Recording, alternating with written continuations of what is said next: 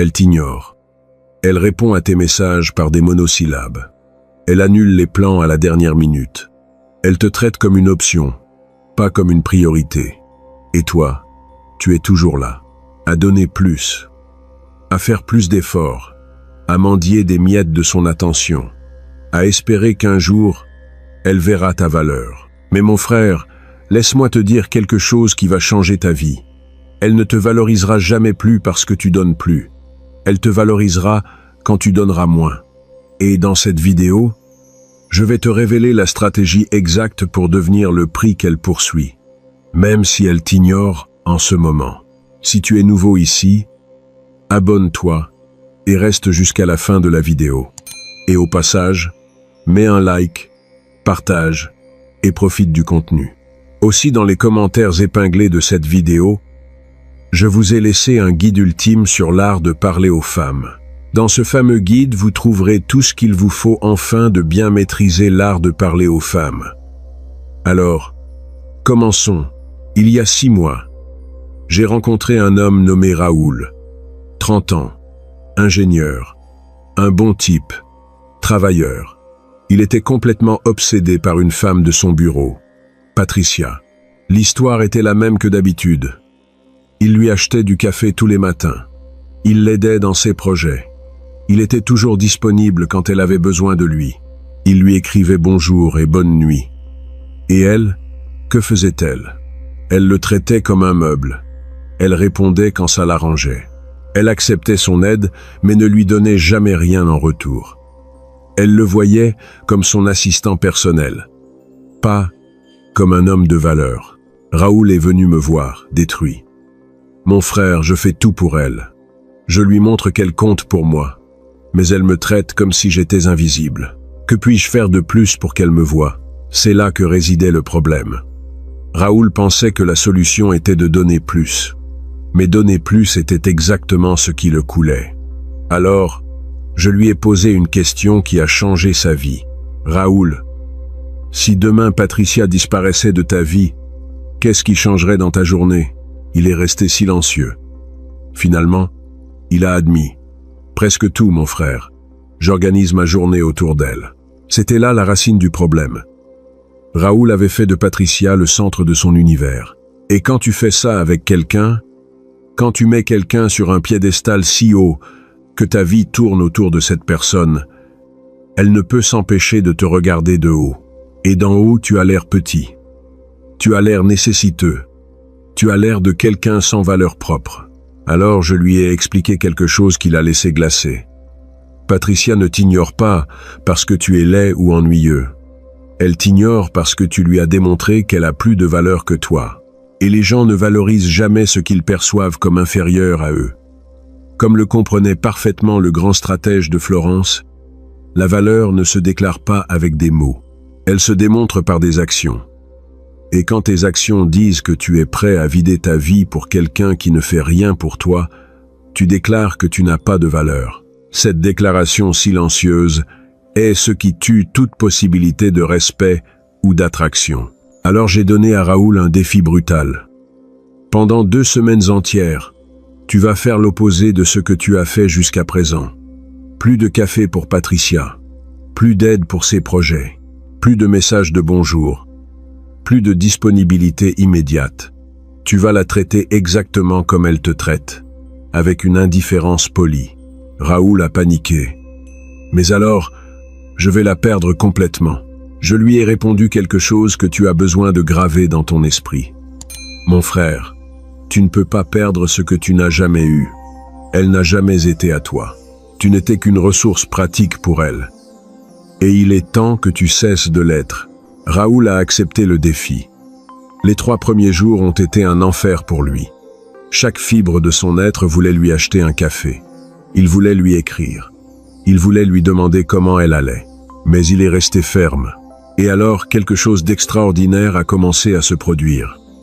Le 4e jour, Patricia s'est approchée de lui au bureau. « Hé, Raoul, tout va bien?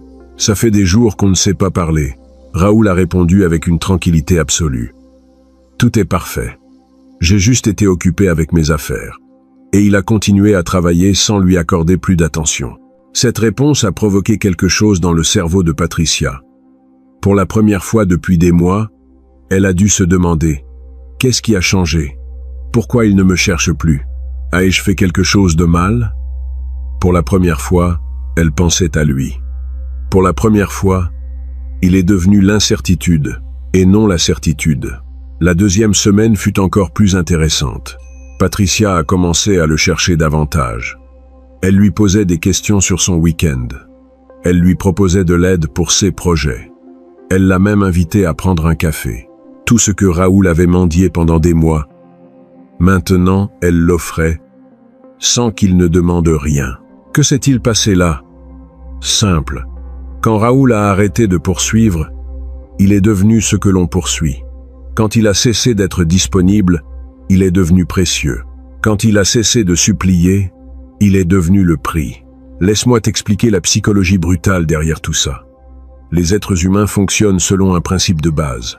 Nous valorisons ce qu'il nous coûte d'obtenir et nous méprisons ce qui nous est donné gratuitement. Ce n'est pas de la cruauté. C'est la nature humaine. C'est la psychologie de survie. Notre cerveau est programmé pour supposer que si quelque chose est toujours disponible, cela ne vaut probablement pas grand-chose, car les choses précieuses sont rares. Alors quand tu es toujours là, toujours disponible, toujours en train de donner, ton cerveau hurle au cerveau d'elle. Je ne vaux pas grand-chose, c'est pour ça que je m'offre si facilement. Et elle, même si consciemment elle ne le pense pas ainsi, inconsciemment elle te catalogue comme quelqu'un de faible valeur, quelqu'un sans option, quelqu'un de désespéré. Et le désespoir est l'anti-aphrodisiaque le plus puissant qui existe. Mais quand tu t'éloignes, quand tu cesses d'être disponible, quand ta vie continue clairement sans elle, son cerveau fait le calcul opposé. Attends, s'il ne me cherche plus, ça signifie qu'il a des options. Ça signifie qu'il est occupé avec des choses importantes. Ça signifie que je les peux être sous-estimé. Et là, à ce moment précis, tu commences à devenir le prix. Maintenant, laisse-moi te donner la stratégie exacte de comment faire cela. Parce que ce n'est pas seulement s'éloigner et attendre, c'est s'éloigner intelligemment. C'est reconstruire ta vie de telle manière qu'elle devienne non pertinente. Premier pas, élimine tout investissement asymétrique. Cela signifie que tu arrêtes de donner quoi que ce soit qu'elle ne te donne pas. Si elle ne t'écrit pas en premier, tu n'écris pas. Si elle ne fait pas de plan avec toi, tu ne fais pas de plan avec elle. Si elle ne demande pas comment tu vas, tu ne demandes pas. Ce pas est brutal parce qu'il t'oblige à voir la réalité de la relation. Et la réalité est généralement que tu donnes 90% alors qu'elle donne 10%. Quand tu élimines cet investissement asymétrique, deux choses se passent. Premièrement, elle remarque ton absence. Parce que même si elle ne te valorisait pas consciemment, elle s'était habituée à ton attention. Deuxièmement, tu récupères ton énergie. Toute cette énergie que tu dépensais à supplier quelqu'un qui ne te valorisait pas, maintenant tu l'as disponible pour investir en toi-même. Et cela nous amène au deuxième pas. Redirige ton énergie vers ta croissance. C'est là que la majorité des hommes échouent. Ils s'éloignent de la femme, mais restent assis à attendre qu'elle revienne. Ça ne marche pas. Tu dois t'éloigner et utiliser ce temps pour devenir meilleur. Raoul a fait ça parfaitement. Il a arrêté de poursuivre Patricia et s'est inscrit à la salle de sport. Il a commencé à lire des livres qu'il avait repoussés. Il est sorti avec des amis qu'il avait négligés. Il a accepté des projets au travail qu'il refusait avant parce qu'il voulait avoir du temps pour Patricia. En 2 semaines, Raoul n'avait pas seulement l'air différent physiquement. Son énergie était différente. Il n'avait plus ce regard désespéré. Il avait le regard d'un homme avec un but, un homme avec une direction, un homme qui n'avait pas besoin de la validation de quiconque pour se sentir complet. Et cette transformation est magnétique. Parce que lorsqu'un homme cesse d'avoir besoin, il devient irrésistible. Comme le comprenait le maître Florentin, celui qui démontre le besoin devient esclave de ce dont il a besoin. Celui qui démontre l'autosuffisance devient maître de son destin. Les femmes ne tombent pas amoureuses du besoin. elles tombent amoureuses de la force. Et la force n'existe que là où il y a indépendance émotionnelle. Troisième pas, établis des conséquences silencieuses. C'est critique. Quand elle remarquera finalement ton absence et essaiera de se reconnecter, ta réaction détermine tout. La majorité des hommes commettent l'erreur de revenir immédiatement. Elle écrit après des jours, et ils répondent en quelques secondes. Elle propose de se voir, et ils annulent tout pour être disponibles. C'est la mort instantanée, parce que tu viens de lui démontrer que tout ton éloignement était faux, que tu es toujours désespéré, que tu es toujours le même homme nécessiteux de toujours. Alors, quand elle reviendra, et elle reviendra si tu as fait les étapes précédentes correctement, tu réponds avec une indifférence aimable, pas avec de la colère, pas avec du ressentiment, avec une simple indifférence, comme si son message était un de plus dans la journée. Tu réponds des heures plus tard, avec des messages courts, sans émotion, sans essayer de prolonger la conversation. Quand Raoul a appliqué ça avec Patricia, elle est devenue folle. Elle lui a écrit « Hé, on dirait que tu ne veux plus me parler. » Raoul a attendu 6 heures pour répondre. « Pas du tout, j'ai été occupé. » « Tu as besoin de quelque chose ?» Cette réponse était parfaite. Polie, mais distante. Disponible, mais pas anxieux. Utile, mais pas nécessiteux. Patricia a essayé d'initier la conversation plusieurs fois. Raoul répondait, mais n'alimentait jamais la discussion. Jusqu'à ce que finalement Patricia fasse quelque chose que Raoul n'aurait jamais imaginé. Elle lui a demandé directement « Tu veux sortir boire un verre ce vendredi ?» Pour la première fois dans toute leur interaction, c'est elle qui proposait. C'est elle qui poursuivait. C'est elle qui faisait des efforts. Et tout ça parce que Raoul avait arrêté de le faire. Maintenant, voici le plus important. Quand tu arrives à ce point, quand elle commence enfin à te traiter comme le prix, ne retourne pas à tes vieilles habitudes. Ne redeviens pas l'homme qui donne tout sans rien recevoir. Maintiens ta nouvelle identité. Maintiens tes limites. Maintiens ta vie que tu as construite sans elle. Parce que si tu retournes à la même chose qu'avant, elle retournera te traiter comme avant. Si tu es arrivé jusqu'ici, c'est parce que tu es prêt à arrêter d'être l'option et à devenir la priorité. La majorité des hommes ne franchissent jamais ce pas parce qu'ils ont peur. Peur de la perdre. Peur d'être seul. Peur de ne jamais trouver quelqu'un d'autre. Mais toi, tu es différent. Tu comprends qu'il vaut mieux être seul que d'être avec quelqu'un qui te traite comme une ordure. C'est pour ça que si cette vidéo te donne les outils dont tu as besoin, abonne-toi à la chaîne et active la cloche.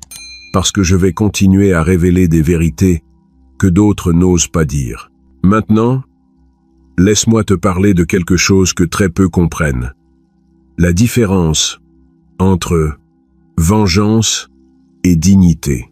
Certains hommes entendent cette stratégie et pensent « Parfait, je vais l'ignorer pour qu'elle souffre comme j'ai souffert.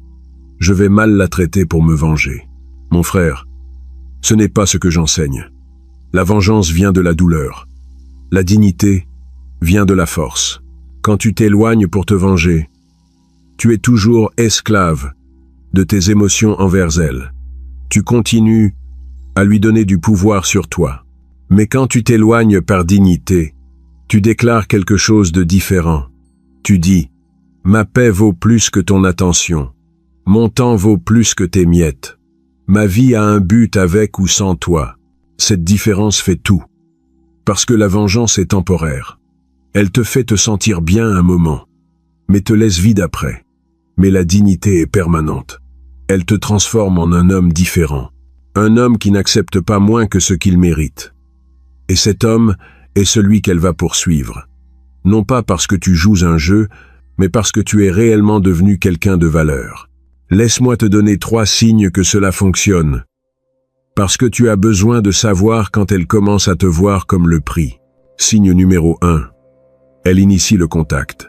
Si avant c'était toi qui écrivais toujours en premier, et maintenant c'est elle qui cherche la conversation, c'est un signe clair de changement. Signe numéro 2. Elle justifie son comportement. Si avant cela ne lui importait pas d'annuler des plans ou de t'ignorer pendant des jours, et maintenant elle te donne des explications sans que tu les demandes. Cela signifie qu'elle a peur de te perdre. Signe numéro 3. Elle mentionne d'autres hommes pour te rendre jaloux. C'est de la manipulation féminine de base. Quand une femme commence à mentionner que d'autres hommes la cherchent ou lui envoient des messages, elle ne le fait pas pour t'informer. Elle le fait pour voir si tu réagis, pour mesurer à quel point elle t'importe. Si tu ne réagis pas, si tu dis simplement quelque chose comme « c'est bien pour toi », son cerveau entre en panique, parce que tu viens de démontrer que tu n'es pas en compétition pour elle. Et cela te rend encore plus précieux dans son esprit. Maintenant, la question que tout le monde pose. Et si elle ne revient jamais? Et si je m'éloigne? Et qu'elle continue simplement sa vie sans moi? Mon frère, c'est la meilleure nouvelle que tu pourrais recevoir. Parce que cela signifie qu'elle n'a jamais été vraiment intéressée. Et il vaut mieux découvrir ça maintenant qu'après des années à donner sans recevoir. Il vaut mieux être seul temporairement que d'être dans une relation où l'on te traite comme une ordure en permanence. Comme le comprenait le penseur de la Renaissance, il est préférable de vivre la solitude avec dignité que la compagnie avec humiliation. Les hommes forts choisissent leur paix plutôt que n'importe quelle relation toxique. De plus, voici ce qui est beau. Quand tu t'éloignes et qu'elle ne revient pas, quelque chose d'incroyable se passe. Tu continues à construire ta vie. Tu continues à t'améliorer. Et finalement, tu attires quelqu'un de mieux. Quelqu'un qui te valorise vraiment. Quelqu'un qui n'a pas besoin que tu l'ignores pour bien te traiter. Quelqu'un qui, dès le début, voit ta valeur. Et quand ça arrive, tu remercieras le fait que la première femme ne soit jamais revenue. Parce que son rejet t'a ouvert le chemin vers quelqu'un qui mérite vraiment ton énergie. Je vais te raconter la fin de l'histoire de Raoul. Après que Patricia a commencé à le chercher, ils sont sortis plusieurs fois. Mais quelque chose avait changé chez Raoul. Il ne la voyait plus avec les yeux du désespoir d'avant. Il la voyait avec clarté et s'est rendu compte de quelque chose. Patricia n'était intéressée maintenant que parce qu'il s'était éloigné, pas parce qu'elle le valorisait authentiquement comme personne. Alors un jour, Patricia lui a dit « Tu sais, tu me plais beaucoup plus maintenant qu'avant. » Raoul lui a demandé pourquoi. Elle a répondu « Je ne sais pas, tu es différent, plus sûr de toi, plus intéressant. » Raoul a souri et a dit quelque chose qui m'a laissé stupéfait quand il me l'a raconté. « Patricia, j'apprécie ton honnêteté, mais je ne suis pas intéressé par quelqu'un qui ne me valorise que lorsque je m'éloigne. Je veux quelqu'un qui me valorise quand je suis présent. Je crois que nous ne sommes pas compatibles. » Et il est parti. Il a laissé Patricia là, confuse, en train de digérer le rejet. 3 semaines plus tard, Raoul a rencontré quelqu'un d'autre. Une femme qui, dès le premier jour, a montré un intérêt sincère, qui le cherchait sans qu'il ait à jouer, qui valorisait son temps et ses efforts. Aujourd'hui, 6 mois plus tard, Raoul est dans la meilleure relation de sa vie. Mais pas par chance, mais parce qu'il a appris à se valoriser lui-même d'abord. Maintenant, laisse-moi te donner quelque chose de pratique. Les 3 erreurs qui détruisent cette stratégie. Erreur numéro 1. T'éloigner, mais continuer à stalker ces réseaux sociaux. Mon frère, si tu t'éloignes physiquement, mais que tu continues à regarder toutes ces stories, à mettre des likes sur ces photos, à commenter ses posts, tu ne t'es pas vraiment éloigné. Tu es toujours désespéré. Seulement maintenant, à distance. L'éloignement doit être complet. Tu ne regardes pas ses réseaux. Tu ne demandes pas de ses nouvelles à des amis communs. Tu agis comme si elle avait cessé d'exister dans ton univers. Erreur numéro 2. T'éloigner avec une colère visible. Si tu lui dis des choses comme « Tu sais quoi ? Je ne vais plus te chercher » ou « J'en ai marre que tu m'ignores », tu as perdu, parce que tu viens de montrer que tu es blessé. Et la douleur est une faiblesse. L'éloignement doit être tranquille, sans drame, sans explication. Tu arrêtes simplement d'investir de l'énergie et point final. Elle peut demander « Qu'est-ce qui se passe ?» Et tu dis simplement « Rien, je suis juste occupé avec ma vie. » sans colère, sans ressentiment, juste une indifférence authentique. Erreur numéro 3. Revenir trop rapidement. C'est la plus commune. Elle t'écrit après une semaine. Et toi, tu redeviens immédiatement celui d'avant. Tu annules des plans pour la voir. Tu lui écris de longs paragraphes. Tu lui donnes toute ton attention. Mon frère, avec ça, tu viens de tout jeter à la poubelle, parce que tu lui as démontré que ton éloignement n'était qu'un jeu, que tu restes le même homme nécessiteux. Alors, même si elle revient, maintiens ta distance, maintiens tes limites, maintiens ta vie que tu as construite. Laisse-la gagner ton temps petit à petit. Maintenant, la vérité la plus brutale de toutes, celle que très peu osent dire. Parfois, le problème n'est pas elle, c'est toi.